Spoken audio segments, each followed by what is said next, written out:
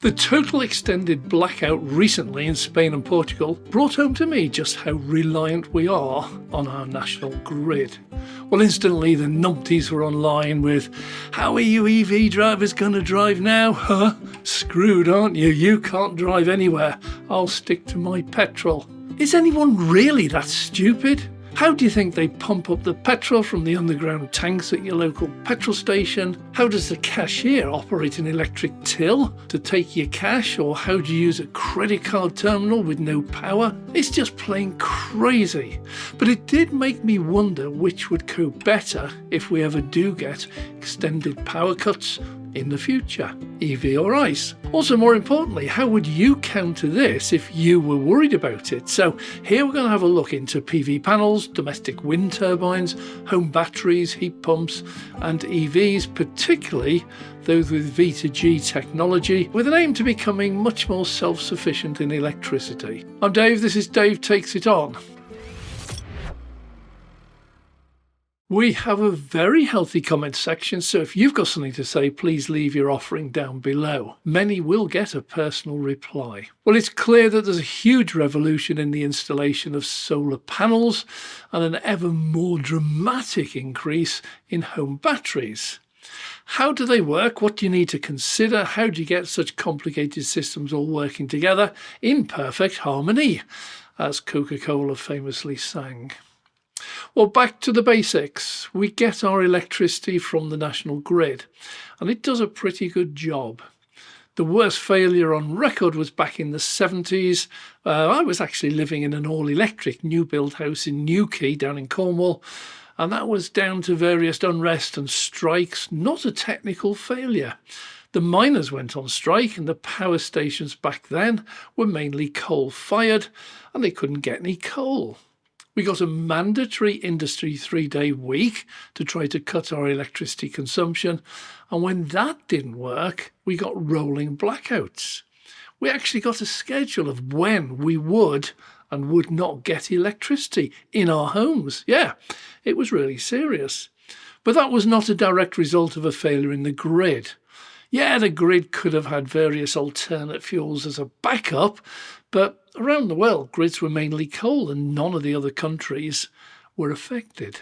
I actually cannot recall a single actual failure of the entire national grid in the UK.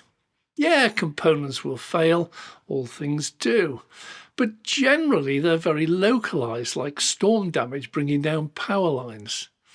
To bring down the entire Spanish and Portuguese grids is rarity indeed, and much will be learned from it, just like much was learned from the 70s. I was working in a relevant industry back then. I'm aware of some of the measures the grid took. The main one was just a priority list. In a true power shortage caused by any reason, certain users needed their power more than others. Hospitals, for example. And the grid instituted a priority list to minimise the effect where it would have the most damage. The grid also began to diversify. Well, partly that was down to Maggie Thatcher, who would not allow the miners to hold the entire country to ransom. The grid rapidly became less reliant on coal and much more diverse. It coincided with a number of new nuclear power plants being built. Well, the grid we have today is totally different, and more than half of it is now coming from renewables most of the time. But through all those changes, we've not had another major outage taking out the whole of the UK grid. If the doom and gloom brigade are right, that's just a temporary reprieve, as the national grid is about to totally collapse thanks to EVs. And they are partially correct in that the grid is likely to suffer a serious outage in the near future, but it's nothing to do with EVs. In fact, EVs might even prevent this. There's more on that shortly. The biggest danger today comes from the computers controlling everything. Computer hackers or software crashes are fairly commonplace these days. I've lost count of the number of times my bank has not been able to provide me with an online service, or the NHS gets hacked with ransomware and struggles to cope doing anything at all until it's resolved.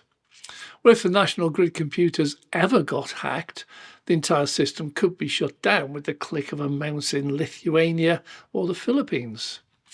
Well, hopefully they have some pretty clever bods who are paid to stop that from happening. But why is there such an interest in solar panels and home batteries, and what else can we actually do? Well, the answer, as always, is never that straightforward, because if people believe that the panels and the solar systems that they have will protect them from blackouts, they clearly have not read the small print on their PV installation. In the event of total or partial blackout, it is likely that National Grid engineers will need to be working on the switchgear, the control centres, or the power cables to rectify the problem. If it was midday and each of the 1.5 million home PV installations were producing each kilowatts of electricity and sending it back up the wires into the grid, we would quickly find we ended up with far fewer electrical engineers than we started with before the power cut.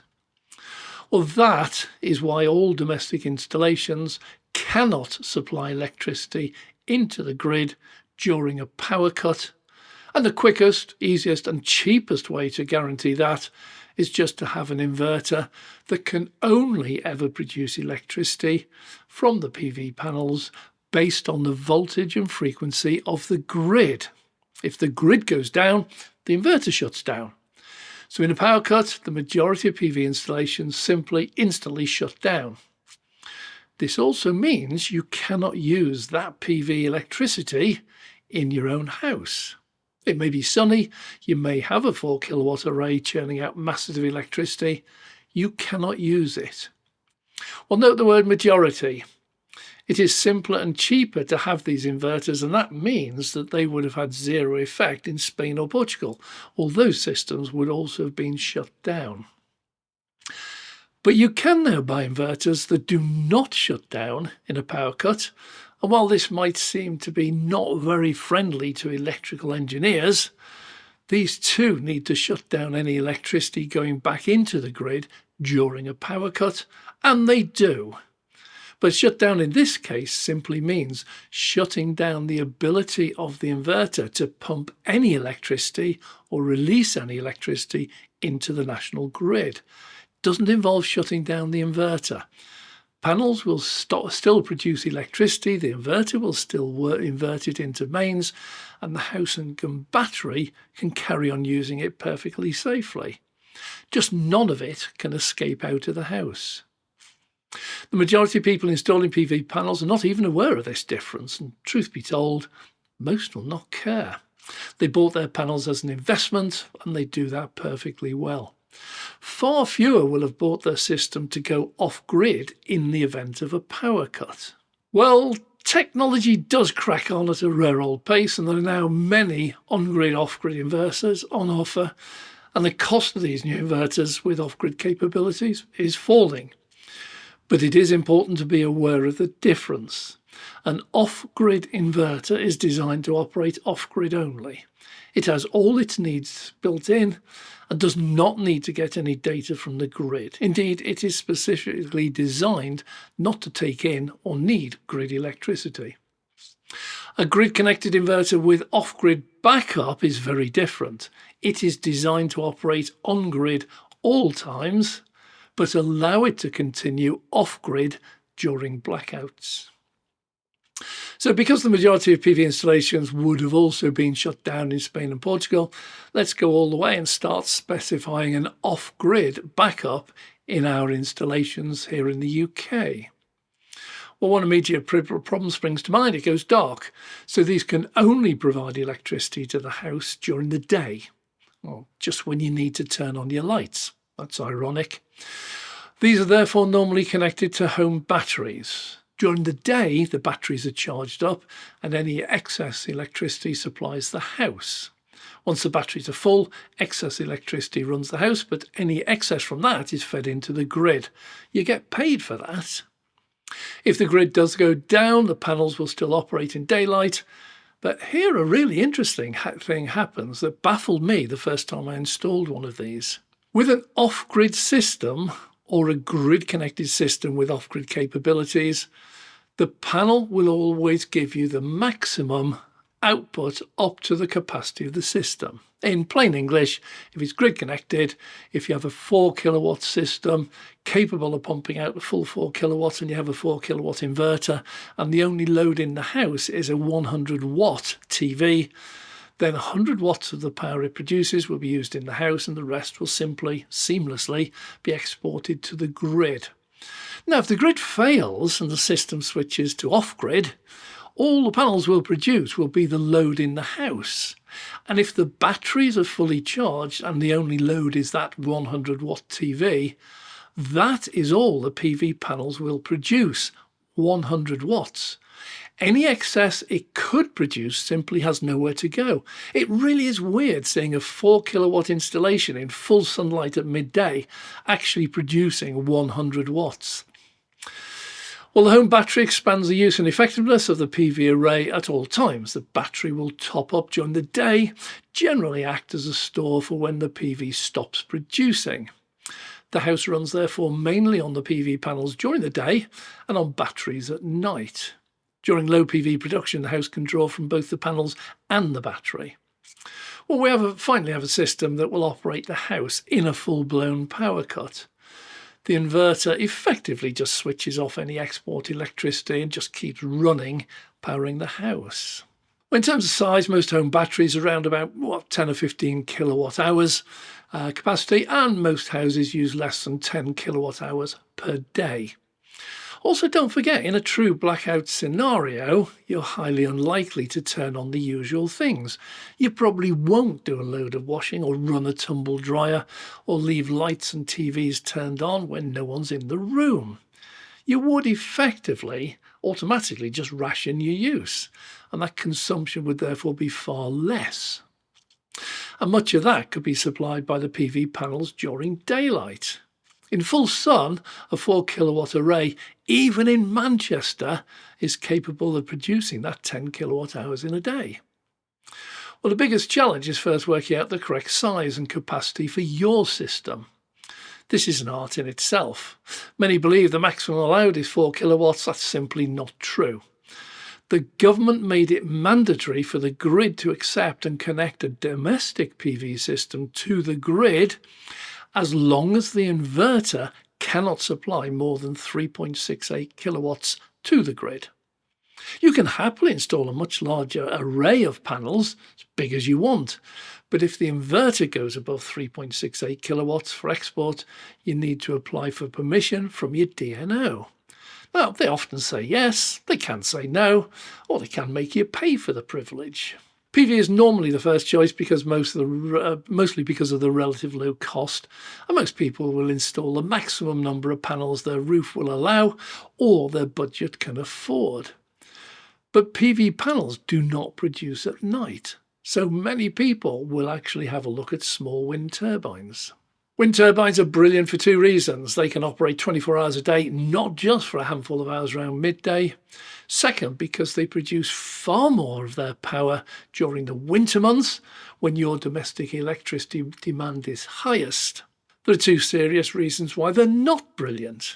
The first of all is to do with height and trees. Wind farms are located either on top of hills, on tall masts, or out at sea where the wind is uninterrupted. Interruptions to the flow of the wind causes turbulence, and turbulent air provides significantly less power, dramatically less. So many houses located in sheltered spots or near very tall trees just cannot have one. Second reason why they're not brilliant is the price. While a PV system may be 3 or 4 grand installed, a sensible sized wind turbine will be 30 or 40 grand. But for those with the money, they do make a good investment. Well, talking of investment, far too many people just simply believe these are only for the rich. And in fact, the exact opposite is true. If I asked you which is better, buying or renting your house, 99% will say buying because rent paid is dead money. You have to pay all the time you're living there. You never stop. You never get anything back. You don't get the landlord knocking on your door saying, "Oh, well done, you've been a great tenant for the last 20 years. You now own your property." Nor do they knock on your door and say, "Well done for paying promptly for the last 20 years. Here's all your money back." Now, with a mortgage, obviously one day you do stop paying. One day you do actually own the property. which probably by then has a nice value. Yet ask them how they get their energy, and they look at you with a totally blank expression. If you ask, when are you going to stop paying for your electricity, they say, oh, never. When I ask, when are you going to get your money back, they say, never. So I said, use it, pay for it, use it, pay for it, never stop, never own anything, never get your money back. Why do you put up with that? Well, the simple fact is, while you have to pay for your electricity, you do have a choice who you pay and for how long. You can choose to just carry on paying for it to be supplied by your utility company monthly for the rest of your life. Or you can choose to buy the equipment to generate some or hopefully all of your own electricity. If you pay cash for it, you don't need to pay that same monthly sum to your utility company. You gradually save that money. You don't need them anymore. If you finance the equipment, as many do, again, you don't need to pay that sum to your utility company. You just pay it to the bank instead. One day, your finance agreement comes to an end and you stop paying for it. You actually now own outright your own electricity generator, bought with money that you were going to give to your utility company anyway, and it will then continue to produce free electricity for the rest of your life.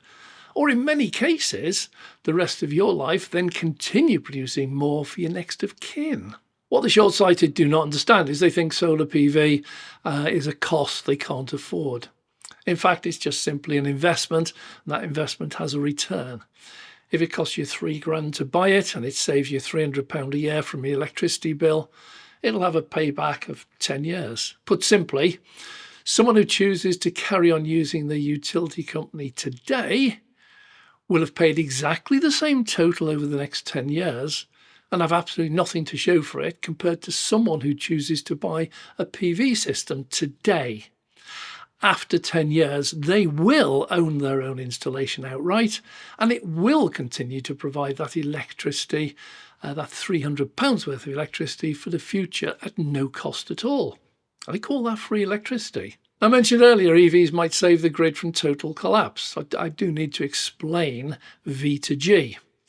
See, all EVs have batteries that need charging. The average size is about 50 kilowatt hours. That's big when the average house uses about 10 kilowatt hours a day and the average home battery is 10 to 15 kilowatt hours.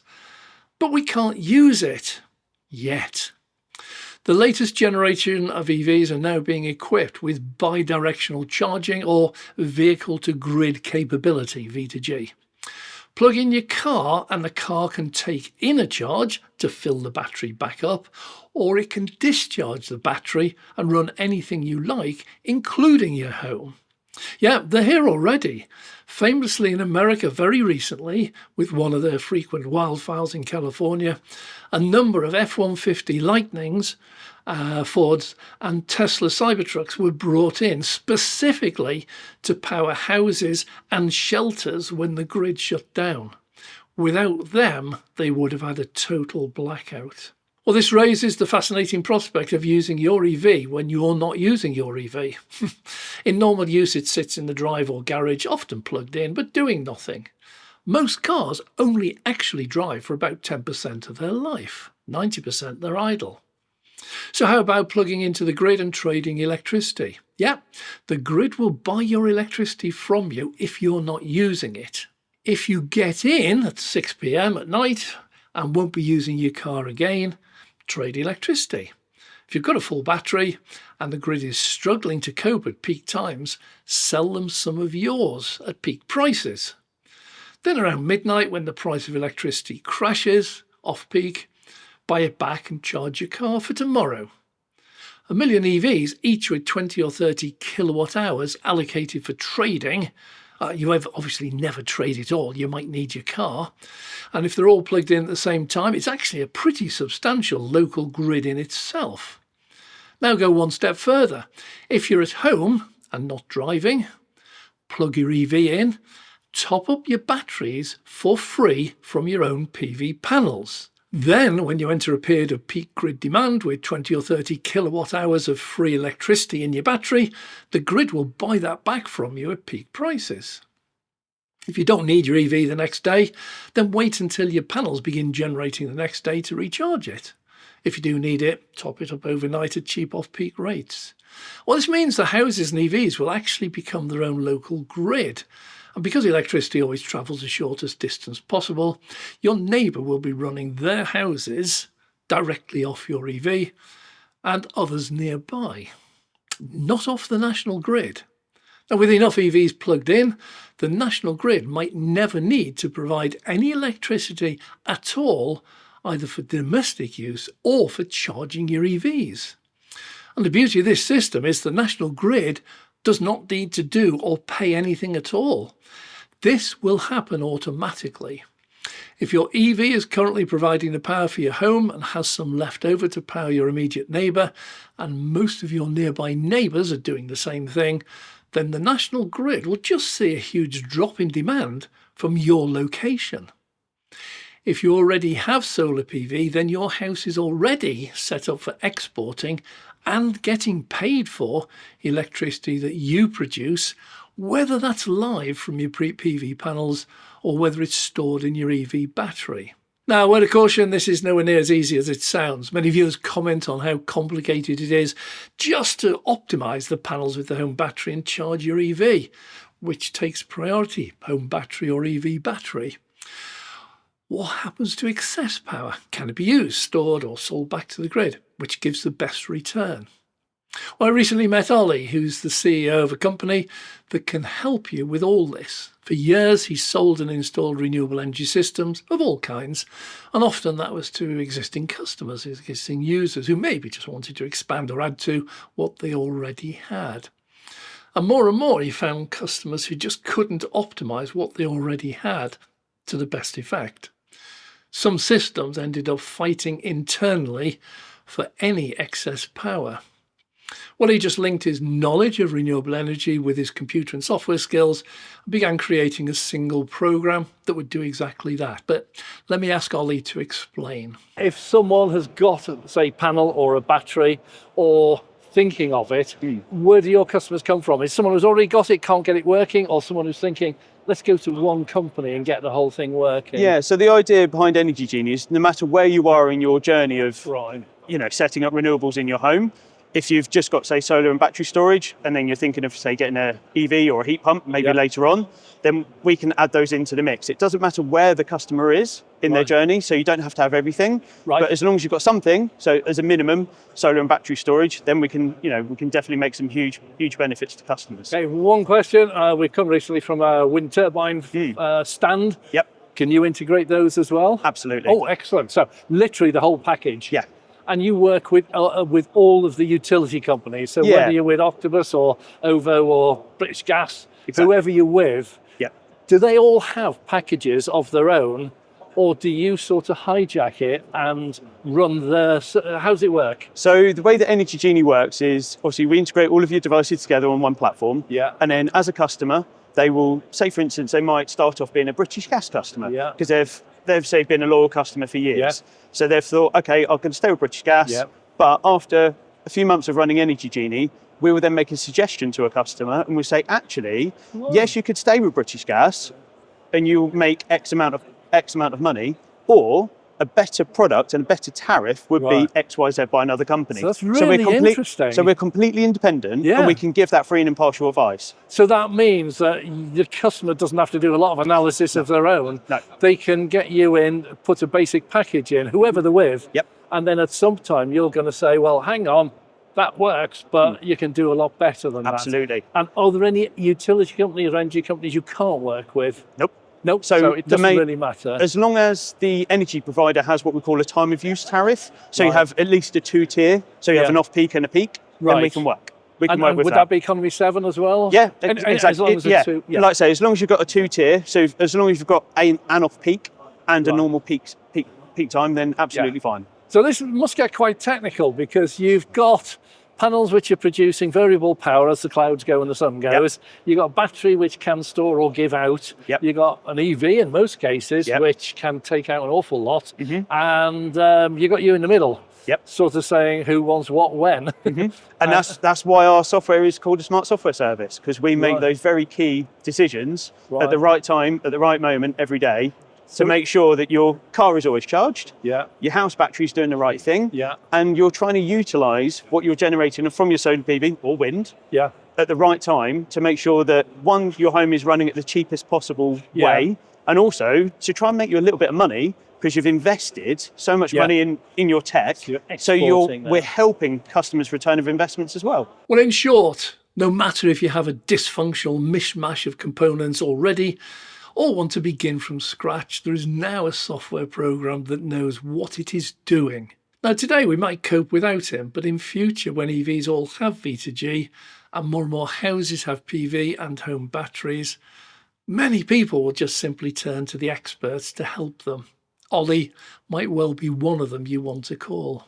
Well, the future of the UK national grid in this scenario is very different to the nightmare dystopian image the neggies portray. Yet if we rely on the grid to make massive changes, we may be waiting in vain. The grid is owned by private equity and investment funds and is absolutely allergic to doing anything that costs money or risks profits that's not absolutely critical immediately.